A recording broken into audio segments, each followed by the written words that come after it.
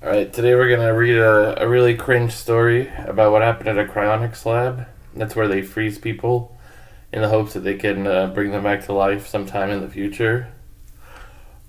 Alright, here we go. It's the story of one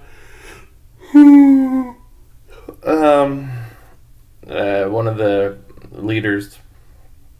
He's telling it.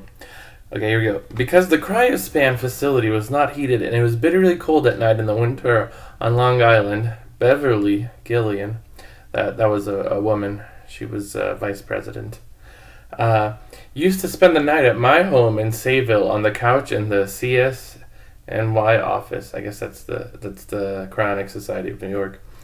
Diane's increasing hostility. I think Diane was his wife. To Beverly, again, the vice president. So this guy, he's the president, or whatever. Yeah, he's the president, and he's letting the vice president sleep at his house, and his wife's upset about that because it happens constantly. Yeah, so Diane's increasing hostility to Beverly, and said anything or anyone involved in cryonics put an end to that. So she made Beverly stop spending the night. A few days before Beverly's death, the situation between Diane and I had reached a breaking point. She demanded that I cease involvement in cryonics and close the facility. When I refused, she took our son and went to stay at her mother's home.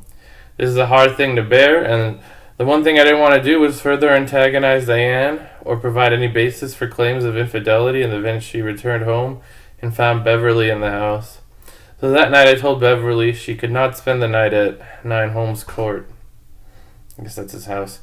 Instead, she spent the night in the unheated facility. She was found dead the next day. Her keys in her car ignition and the gas tank empty. She was in the habit of running the engine briefly in the closed storage bay to warm up the car enough so she could go back to sleep. She probably dozed off and left the engine running. The only thing I can say about that incident is that it has left me with gnawing guilt and a great deal of anger. It was senseless. Senseless and irrational. So yeah, it's a cringe story. Have a good day.